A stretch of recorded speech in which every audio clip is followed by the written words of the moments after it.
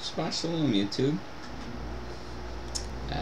Hope everyone is doing well. Anyways, I'm going to continue with my scripture book titles as I left off. So here we go. I left off with the TaNaK, which means the instructions, commonly called the law, and or the 5 books of Moshe, and the Nebi'iym, or Nebi'iym, commonly called the prophets. And then now I am starting in with the Ketubiym, translated as the writings.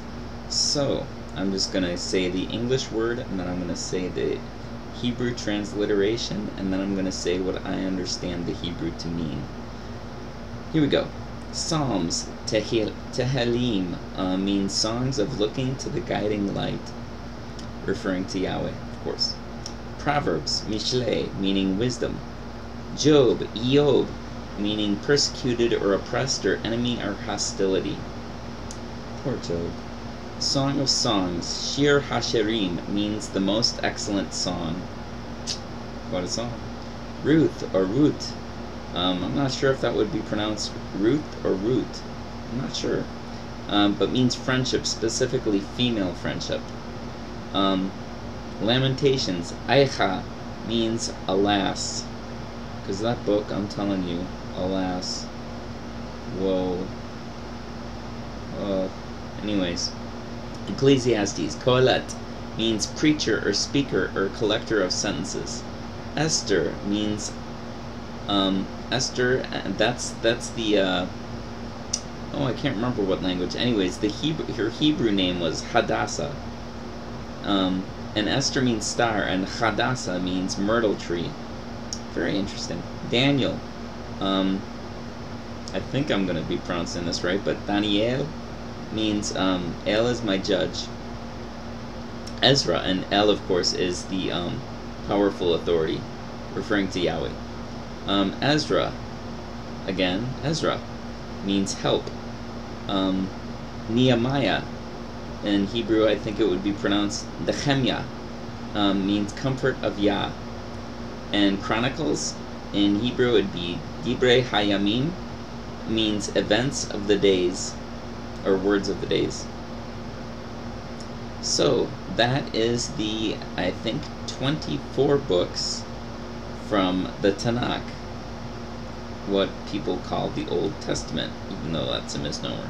And then, for what people call the New Testament, which is also somewhat of a misnomer, New Covenant or Renewed Covenant, the Brit Hadashah, so is composed of 3 parts.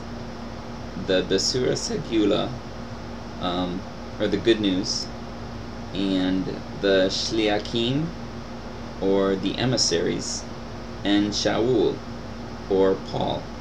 So, names that I thought were noteworthy that I translated for the Brit Hadashah was Matthew, which in Hebrew my understanding would be Mattatyahu, and means gift of Yahweh. Mark, or John Mark, would be Yochanan Maccabi, means Yahweh is compassionate, the hammer. Excuse me. Luke, or Lucas, would be bringer of light, morning. John, or Yochanan, means Yahweh is compassionate. Simon Peter, or Shimon Kepha in Aramaic, I believe, or Shimon Aben in Hebrew, means he who hears, rock. James, or Jacob, both are either interchangeable or have the same primary meaning in Hebrew. Anyways, Hebrew name is Yaakov, and means he grasps the heel or supplanter. Jude, or Judah, in Hebrew is Yehuda, and means to intimately know Yahweh. In fact, I don't have it up. Hebrews in the Brit Hadashah is Ibriym, and means those who pass over or cross over. And I think it could mean like going across a river, but could also mean to cross over from life to death, or from the bad to the good. So, How am I doing time-wise?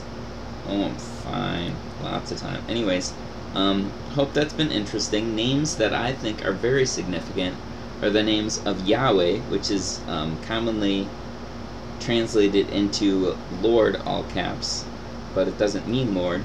It means He exists, or the self-existent one.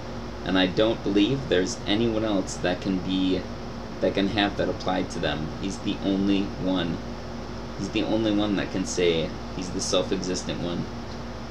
It's very interesting. In Hebrew, his letters are formed by Yod He Wah He, and the Yod is a picture of an arm folded like this. The He is a man standing and looking up and pointing, to basically getting your attention to look at something, going, look at that. And the Wah is a tent peg, or what could look like a nail.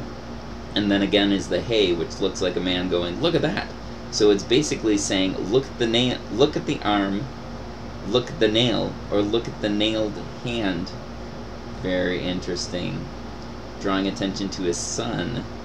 And then Yoshua, commonly called Jesus, which I'll get into in just a moment, but Yoshua means, what his name actually means is Yahweh is rescue, Yahweh is salvation. But what I've found with his name Yoshua and the name Jesus, well, Yeshua is a short form, it's like a nickname of Yoshua, and, oh, you stink. I love you, but you stink. If you take Yeshua, and if they would be trying to translate that into Greek, well, they don't have a Y letter in Greek that makes a Y sound, so they would take the I equivalent and the E equivalent and make yeah, and then they didn't have a shu sound, a letter that made the shu sound, so they would take an S, so es, and then ua, well, they wouldn't have the a on the end because that would make it feminine. They would add an S, because all of their male names ended in S, apparently. I'm not, you'd have to look that up, but so it'd be Jesus instead of Yeshua. And then the J didn't used to make a J sound, it used to make a Y sound, so it'd be Jesus.